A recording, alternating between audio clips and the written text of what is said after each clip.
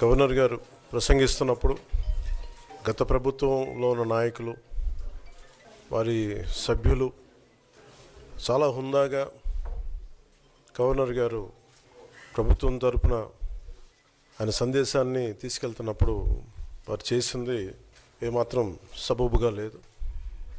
Governor గారు గత నెల రోజులుగా ఆయన ఆరోగ్య పరిస్థితి బాగా లేకపోయినా కానీ కంటిన్యూస్గా తీవ్ర జ్వరంతో బాధపడుతున్నప్పటికీ కూడా ఆయన ప్రత్యేకించి వచ్చి ఆయన ఈ రోజుని చాలా ఘనంగా చాలా బలంగా ఈ మెసేజ్ని ఇచ్చినందుకు ముందుగా గవర్నర్ గారికి మా ప్రత్యేక ధన్యవాదాలు.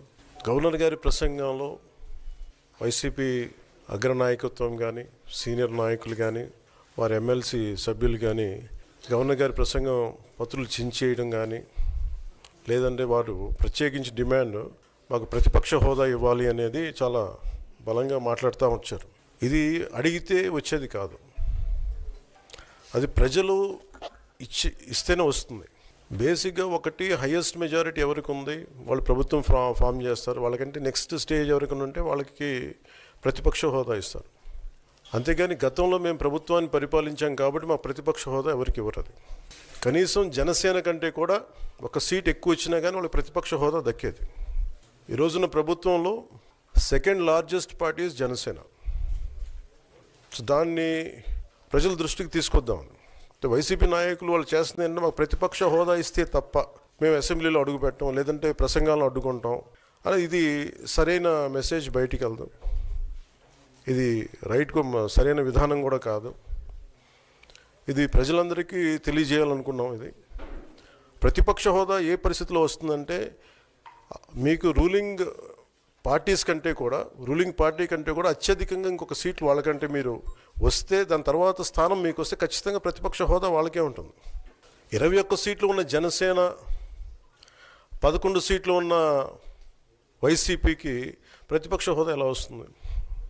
మేము వస్తే తప్ప మేము అసెంబ్లీకి రాము, ఇలా గవర్నర్ ప్రసంగాలను అడ్డుకుంటాం అనేది ఇది సరైనది కాదు. ఇది ప్రజలందరికీ కూడా తెలియచేస్తున్నాం ఈ సందర్భంలో. అందుకని ఇది భవిష్యత్తులో కూడా మేము కోరుకునేది వైసీపీ నాయకుల్ని మీకు ప్రతిపక్ష హోదా ఇవ్వకపోయినా ప్రజలు మీకు 11 సీట్లు ఇచ్చారు, దాన్ని గౌరవించి మీరు అసెంబ్లీకి రండి. మీ స్థాయికి తగ్గట్టుగా మీకు ఎన్ని ప్రశ్నలు అడగాలో దాన్ని తగ్గట్టుగా ఇస్తారు మీకు. ఇవన్నీ దాటి మన స్పీకర్ గారు కూడా చాలా గౌరవంగా వాళ్ళు 11 సీట్లు వచ్చినప్పటికీ కూడా చాలా గౌరవంతో ఇంతకాలం వాళ్ళకి ఇస్తూ వచ్చారు. ప్రశ్నోత్తరాల సమయంలో కూడా ఆయనకి ఇచ్చారు. గతంలో కూడా ఇవన్నీ ఆయన రావడానికి కూడా ఆయన ఎలా రావాలి ఏం చేయాలి దానికి కూడా చాలా ఏమాత్రం ఇబ్బంది పెట్టకుండా గతంలో కూడా చేశారు. ఫస్ట్ మీరు మనకి గవర్నమెంట్ ఫామ్ అయిన తర్వాత కూడా వీటిని దృష్టిలో పెట్టుకొని వైసీపీ కొంచెం హుందాగా వ్యవహరించాల్సిన అవసరం ఉంది. వైసీపీ నాయకులకు కూడా మీకు బాధ్యత ఉంది. గవర్నర్ గారి ప్రసంగాన్ని మీరు ఆ విధంగా మీరు ప్రశాంతంగా విని దాన్ని వచ్చే జరుగుతున్న సమావేశాల్లో మీరు దాని మీద లోటుపాట్లు మీరు చెప్తే బాగుంటుంది తప్ప ఇలా కూర్చోబెట్టి అరుపులు కేకలు ఇది సమంజసంగా లేదు.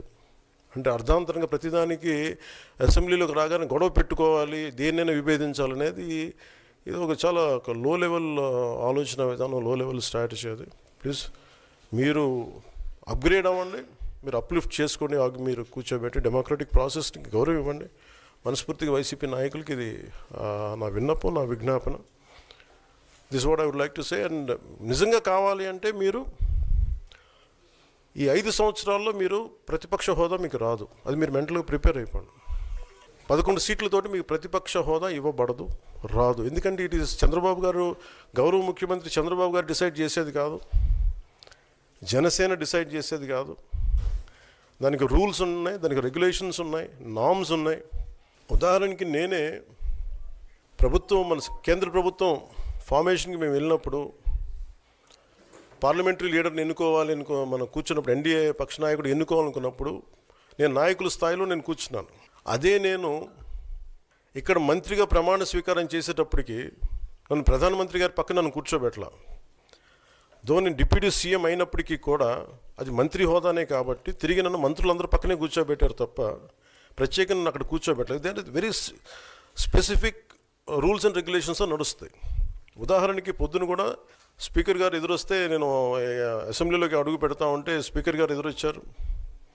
మనకి వచ్చి ఆయన కూడా ఆయనతో పాటు రండి అని వెళ్తుంటే ముందుకు తీసుకెళ్తుంటే నాకు అనిపించింది సార్ ఇది డిప్యూటీ సీఎంకి ప్రోటోకాల్ ఉండదు, ఓన్లీ ముఖ్యమంత్రి గారు, స్పీకర్, మనకు కౌన్సిల్లో ఉండే చైర్మన్ ఆయనే మీరు చేయాల్సింది తప్ప ఇది మేము ఉండేది కాదని చెప్పి నేనే వెళ్ళిపోయాను. ఎందుకంటే మేమే ప్రోటోకాల్స్ బ్రేక్ ఎందుకు చేయమంటే మాకు లేని ప్రోటోకాల్ మేము అడగం. అలాగే వైసీపీ నాయకత్వం కూడా గుర్తించాల్సింది ఇది మీకు హోదా ఇవ్వబడదు. ఇది చంద్రబాబు గారు ఆప్ చేస్తేనే కాదు, ఇది ఎవరు ఆప్ చేసింది కాదు, మీకు ప్రజలు మీకు ఇవ్వలేదు. మీకు అది మీరు దృష్టిలో పెట్టుకొని మీరు ప్రవర్తించాల్సింది మనస్ఫూర్తిగా నేను వారిని కోరుకున్నాను. అంతేగాని వారిని ఎక్కడ అవమానం పరచాలని కానీ వారిని తగ్గించాలని కానీ లేదు. 175 సీట్లు కేవలం 11 సీట్లే ఇచ్చారు వాళ్ళకి. ఆ దృష్టిలో పెట్టుకొని ప్రవర్తించవలసిందిగా మనస్ఫూర్తిగా వారికి కోరుకుంటూ మీకు తెలియజేసుకున్నాం.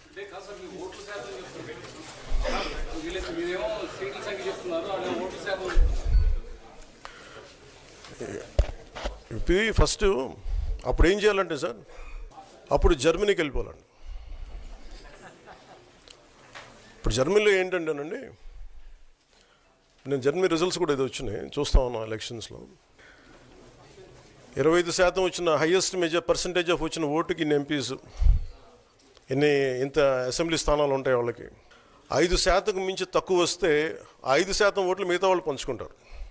మనకు అలాంటి బెనిఫిట్ మనకు లేదు కాబట్టి మన రాజ్యాంగంలో లేదు. వాళ్ళు మంకుపట్టు పడితే they are free to go to Germany. Thank you. And ఈరోజు ప్రతి ఒక్కరూ మాట్లాడుతున్నారు తెలుగుదేశంలోనూ, ముఖ్యంగా పవన్ కళ్యాణ్ గారు, మేధావి గారు మాట్లాడుతుంటారు, సనాతన యోధుడు. జగనన్న ఈరోజు ప్రజా సమస్యల్ని మాట్లాడటం కోసమే అసెంబ్లీలో ప్రతిపక్ష హోదాను అడుగుతున్నారు. ఎందుకంటే ఒక ప్రతిపక్ష హోదా ఉన్నప్పుడు ఇంత సమయం అని ప్రతిపక్ష పార్టీకి కేటాయిస్తారు కాబట్టి ఈ రాష్ట్రంలో ఉన్న ప్రజల కష్టాల్ని, వాళ్ళు ఏదైతే ఎదురు చూస్తున్నారో వాటిని ప్రభుత్వం దృష్టికి తీసుకురావటం కోసం ఈరోజు అన్న అడుగుతూ ఉంటే వంకర్ టింకర్గా మాట్లాడతాడు పవన్ కళ్యాణ్ గారు. ఎక్కడో జర్మనీ అంటాడు, రష్యా అల్లుడు కదా, పక్కన జర్మనీ గురించి ఆయనకి బాగా తెలిసి ఉంటుంది. కానీ ఆంధ్రప్రదేశ్లో ఏం జరుగుతుందో ఆయనకు తెలియకపోవడం మాకు బాధాకరం. నేను హైయెస్ట్ సీట్స్ గెలుచుకున్నాను కాబట్టి అసలు ప్రతిపక్ష హోదా నాకుండాలి అన్నాడు. సంతోషం, నువ్వు ప్రతిపక్ష నాయకుడిగా ఉండి చంద్రబాబు నాయుడు చేసే తప్పుల్ని నిలదీస్తాను, ప్రజల పక్షాన ఉండి పోరాటం చేస్తాను అంటే వెంటనే మీ డిప్యూటీ సీఎం పోస్టుకి రాజీనామా చేసి ప్రతిపక్ష హోదా తీసుకొని ఎదురుగా కూర్చొని ఆయన చేసే తప్పుల్ని ఎత్తి చూపించండి. ఆ పని మీరు చేయలేరు కదా. చంద్రబాబు నాయుడికి కష్టం అంటే డైవర్షన్ పాలిటిక్స్ చేస్తారు, చంద్రబాబు నాయుడు గారికి కష్టం అంటే రోడ్డు మీద పడుకుంటారు. కానీ ఈ రాష్ట్రంలో ఆడపిల్లలు రేప్ అవుతున్నా, మర్డర్ అవుతున్నా, విద్యార్థులు రోడ్ల మీదకి వచ్చి చెప్పులతో కొట్టుకుంటున్నా వాళ్ళకి జరిగిన అన్యాయానికి మీరు హాస్పిటల్ బెడ్ మీద పడుకొని ఏమీ విన్నట్టు ఉంటారు. ఎన్నికల ముందు మీ స్పీచ్లో ఆవేశంగా మీరు చెప్తుంటే నిజమని నమ్మిన వాళ్ళు ఈరోజు వాళ్ళ చెప్పులతో వాళ్ళు కొట్టుకుంటుంటే అయినా మీకు అర్థమవుతుందంటే అది కూడా అర్థం కాకుండా మళ్ళీ జగనన్నను బ్లేమ్ చేస్తున్నారు. మీకు నిద్రపోయినా, మెలుకున్నా, అసెంబ్లీకి వచ్చినా, బయటికి వెళ్ళినా ఎప్పుడు జగన్ జగన్ జగన్, జగన్ని ఎలా తిట్టాలి, జగన్ మీద ఎలా దుమ్మెత్తిపోయాలన్న ఆలోచన తప్ప మరొకటి లేదా? 9 నెలలైంది మీరు అధికారంలోకి వచ్చి. మెజారిటీ సీట్లు మీకున్నాయని గొప్పగా చెప్పుకుంటున్నప్పుడు 11 సీట్లని ఎక్కిరించే మీరు 11 సీట్లున్న జగనన్నకి ప్రతిపక్ష హోదా ఇవ్వడానికి ఎందుకు భయపడుతున్నారు? ఒకవేళ మీరు గవర్నర్ స్పీచ్లో చెప్పినట్టు గత ప్రభుత్వంలో జగన్ గారే తప్పులు చేయడం వల్ల నష్టపోయి ఉంటే ఆయన ప్రతిపక్ష హోదా ఇస్తే అసెంబ్లీకి వస్తారు కదా, అప్పుడు నిలదీయండి, ప్రూఫ్లు చూపించండి. అంటే మీ పచ్చ మీడియాలో మీరు మాట్లాడే మాటలంతా కూడా అబద్ధాలు. కేవలం జగన్ని బ్యాడ్గా చూపించడానికి మీరు ప్రయత్నం చేశారు. అదే అసెంబ్లీలో అయితే ప్రూఫ్లతో కూడా చూపించాలి.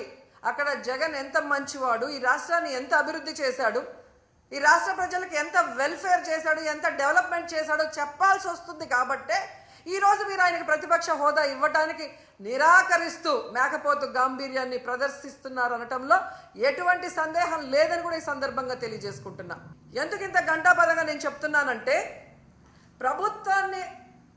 ప్రభుత్వం చేసే అవినీతిని ఎత్తి చూపించే PAC, పబ్లిక్ అకౌంట్స్ కమిటీ, ఈ దేశంలో ఏ రాష్ట్రంలో అయినా ప్రతిపక్ష ఎమ్మెల్యేకే ఆ పోస్ట్ ఇస్తారు, PACని. అలాంటి పోస్ట్ కూడా ప్రతిపక్ష ఎమ్మెల్యేకి ఇవ్వకుండా దొంగదారిన మీ ఎమ్మెల్యేకి మీరు ఇచ్చుకున్నారు అంటే మీ అవినీతి ఎంత పెద్ద ఎత్తున జరిగింది. అది బయట రాకుండా ఉండటం కోసం దొంగదారిలో మీ ఎమ్మెల్యేని పిఎస్సి చైర్మన్ని మీరు ఎలా చేసి గమనిస్తున్నారన్న విషయాన్ని తెలుసుకోండి. ఎందుకంటే దేశంలో ఏ రాష్ట్రంలో లేనటువంటి విధంగా ఈరోజు ఈ పిఎస్సి చైర్మన్ని మీరు తీసుకోవటం అనేది చూస్తుంటే, గతంలో ఎక్కడో విన్నాను తాలిబన్ల పాలనలో మాత్రమే ఇలా జరిగిందని, తర్వాత నారా చంద్రబాబు నాయుడు గారి పరిపాలనలోనే ఇలా జరిగిందనేది చరిత్రలో చరిత్రహీనుడిగా మీరు నిలిచిపోతున్నారని కూడా ఈ సందర్భంగా తెలియజేసుకుంటున్నా. అండ్ ముఖ్యంగా మీరు చూస్తే ఎంత విచిత్రం అంటే, అసెంబ్లీకి TV9 రాకూడదంట, NTV రాకూడదంట, 10 TV రాకూడదంట, సాక్షి రాకూడదంట. వీళ్ళకి భజన చేసే భజన పచ్చ ఛానళ్ళు మాత్రమే అసెంబ్లీకి రావాలి అనుకుంటున్నారు. అంటే వీళ్ళ మీడియాలో వీళ్ళు వండి వార్చిన అబద్ధాలనే అందరూ చెప్పాలి, లేదంటే రానివ్వము అని వీళ్ళ రెడ్ బుక్ రాజ్యాంగం ఈరోజు మనకి స్పష్టంగా కనిపిస్తుంది. అంటే వీళ్ళు చేసే అవినీతి ప్రజల దృష్టికే పోకూడదు అని ఛానళ్ళని కూడా బ్యాన్ చేసే విధంగా ఈ రెడ్ బుక్ రాజ్యాంగంలో చూస్తుంటే, అసలు ఈ రాష్ట్రంలో వీళ్ళని చేసే తప్పుల్ని ఎవరు కూడా ఎత్తి చూపించకూడదు, చూపించే వాళ్ళు ఎవరిని కూడా మేము సహించమనేది స్పష్టంగా అర్థమవుతుంది.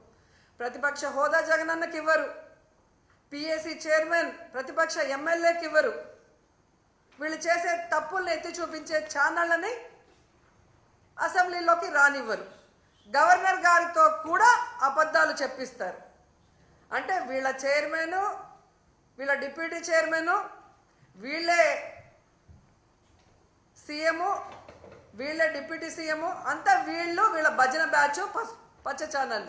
అంటే ఏ విధంగా ఈ రాష్ట్రంలో ప్రజల్ని ఎన్నికల ముందు మభ్యపెట్టారో అది కంటిన్యూ చేస్తూ ఆ ప్రజల్ని అలా మోసం చేసుకుంటూనే ముందుకు వెళ్ళడానికి వీళ్ళ ప్రణాళికలు ఇక్కడ స్పష్టంగా అర్థమవుతున్నాయి. నిన్న ఎంత బాధేసిందంటే, పాపం పిల్లలు వీళ్ళు ఉద్యోగాలు ఇస్తారని ఇవ్వకుండా వాళ్ళని మోసం చేస్తే రోడ్డు మీద కూర్చొని 2 చెప్పులు చేతిలో పట్టుకొని వీళ్ళని నమ్మి వీళ్ళకి ఓట్లేసి గెలిపించినందుకు మా చెప్పుతో మేమే కొట్టుకుంటున్నామని వాళ్ళు చంపలు వాయించుకుంటున్నారు. కనీసం వాళ్ళ గోడు చూడటానికి కూడా లోకేష్ గారు ఇక్కడ లేరు. దుబాయ్లో పాకిస్తాన్ ఇండియా క్రికెట్ కూలింగ్ గ్లాసులు వేసుకొని కలర్ఫుల్గా చూస్తున్నాడు. అంటే వీళ్ళకి ప్రజలంటే గౌరవం లేదు, ప్రజలంటే అభిమానం లేదు. రైతులైనా, విద్యార్థులైనా, మహిళలైనా ఎవరినైనా అవలీలగా మోసం చేసేస్తాం, ఎవడు మమ్మల్ని అడగడు అన్న విధంగా ముందుకు వెళ్తున్నారు. వీళ్ళకి ఒక్కటే సూటిగా చెప్తున్నాను, నిజంగా మీకు దమ్ము ధైర్యం ఉంటే, మీరు ప్రజలకి మంచి చేస్తున్నాం, మా మీద ఊరికే దుమ్మెత్తి పోస్తున్నారు అని నిరూపించుకోవాలనుకుంటే జగనన్నకి ప్రతిపక్ష హోదా ఇచ్చి చూడండి. జగనన్న అసెంబ్లీకి వస్తారు. గత ప్రభుత్వంలో జగనన్న ఏం హామీలు ఇచ్చారు, ఏం నెరవేర్చారు, ఈ రాష్ట్రాన్ని ఎలా అభివృద్ధి వైపుకు నడిపించారు, ఈరోజు మీరు ఎన్నికల్లో ఏం హామీ ఇచ్చారు, ఈ 9 నెలల కాలంలో 1,00,000 కోట్లకు పైగా ఎలా అప్పులు చేసి రాష్ట్రాన్ని అప్పుల్లో ముంచేస్తూ ప్రజలకి ఒక్క హామీని కూడా నెరవేర్చకుండా ఇంకా అప్పులు కావాలని ఎలా ప్రయత్నాలు చేస్తున్నారు, ప్రజల్ని ఎట్లా మోసం చేస్తున్నారు అనేది ప్రజలకు తెలిసేలాగా మాట్లాడతారు. లేదు మేము జగన్ని రానివ్వము అంటే మేము ప్రజల మధ్యకు వెళ్ళి ప్రజలతో కలిసి పోరాటం చేసి మీ అవినీతిని, మీ తప్పుల్ని ఎండగట్టి మీ మెడలు వంచి ప్రజలతోనే మిమ్మల్ని తరిమి కొట్టిస్తామని కూడా ఈ సందర్భంగా తెలియజేసుకుంటున్నాం. అదే అంటున్నాను సార్, ఇప్పుడు జగన్ గారికి 11 సీట్లే ఉన్నాయి అని హేళన చేసే వాళ్ళకి జగన్ అసెంబ్లీకి వస్తే ప్రతిపక్ష హోదాలో కూర్చుంటే మీకు పోయేదేముంది? ఆయన కన్నా మీరు బాగా పరిపాలించినప్పుడు, ఆయన పరిపాలన చేయలేదు అని మీరు చెప్తున్నది నిజమైనప్పుడు, ఎక్కడైనా ప్రతిపక్షం లేని అసెంబ్లీ ఉందా ఈ దేశంలో? ఒక్క ఆంధ్రప్రదేశ్లోనే. గతంలో జగనన్న అనుకునింటే చంద్రబాబు నాయుడు ప్రతిపక్ష హోదా లేకుండా చేసుండొచ్చు. కానీ ప్రజాస్వామ్యాన్ని గౌరవించే వ్యక్తిగా జగనన్న ఆ రోజు చంద్రబాబు నాయుడిని ప్రతిపక్ష హోదాతో కంటిన్యూ చేశారు. వీళ్ళు చేసే నీతిమాలిన రాజకీయాలు ఆ రోజు చేస్తుంటే ఆయనకు ప్రతిపక్ష హోదా ఉండేది కాదు. ఎందుకంటే ఏ రాష్ట్రంలో అయినా ఒక ప్రతిపక్ష పార్టీ ఉండాలి, అధికార పార్టీ ఏదైనా తప్పులు చేస్తే అవి ఎత్తి చూపించాలి, నిలదీయాలి, వాటిని అధికార పార్టీ సరిదిద్దుకొని ప్రజలకి అండగా నిలబడాలి. దీనికే అసెంబ్లీ అనేది ఉంది. అంతేగాని ప్రజల్ని మోసం చేస్తాం, మాకు నచ్చినట్లు మేము ఈ రాష్ట్రాన్ని అప్పుల పాలు చేస్తాం, మా మీద ఎవరు మాట్లాడినా వాళ్ళని అరెస్ట్ చేసి దొంగ కేసులు పెట్టి లోపల పెడతామంటే ఎక్కువ రోజులు అవి జరగవు. ఎందుకంటే మీరు ఒకే విషయం చూడండి, మిర్చి రైతులు నష్టపోతున్నారు మద్దతు ధర లేక. ఎవరు వెళ్ళారండి అక్కడికి? జగన్మోహన్ రెడ్డి గారు వెళ్ళారు. జగనన్న వెళ్ళి నిలదీసిన తర్వాతే ప్రభుత్వం కదిలింది. ప్రభుత్వానికి బాధ్యత లేదా? వాళ్ళకు మద్దతు ధర ఇవ్వాలి, పెట్టుబడి సాయం చేయాలి అన్న ఇంగిత జ్ఞానం చంద్రబాబు నాయుడికి, పవన్ కళ్యాణ్కి లేదా నేను అడుగుతున్నాను. మొదటిసారి ముఖ్యమంత్రి అయిన జగనే అంత చక్కగా రైతు భరోసా ఇస్తూ, మద్దతు ధర ఇస్తూ, ఎక్కడైనా కరువు కానీ లేదా అధిక వర్షాలు కానీ లేదా తుఫాను కానీ వస్తే ఏ విధంగా కాపాడాడు వితిన్ 24 అవర్స్లో అనేది మీరు ఒకసారి రికార్డ్ చూడండి. మరి మొదటిసారి ముఖ్యమంత్రి అయిన జగనన్న చేయగలిగినప్పుడు 4వ ముఖ్యమంత్రి అయిన నీకు 30 years ఇండస్ట్రీ, 40 years అని గొప్పలు చెప్పుకునే చంద్రబాబు నాయుడు ఎందుకు చేయలేకపోతున్నాడు? మూలనున్న ముసలమ్మ కూడా బటన్ నొక్కుతుందనే. నువ్వు కూడా ముసలోడివే కదా, నొక్కేది బటను, ఎందుకు నొక్కలేకపోతున్నావు? జగనన్నని హేళనగా మాట్లాడటం కాదు, జగనన్నలాగా 1 సంవత్సరం పరిపాలించి చూడు, తెలుస్తుంది.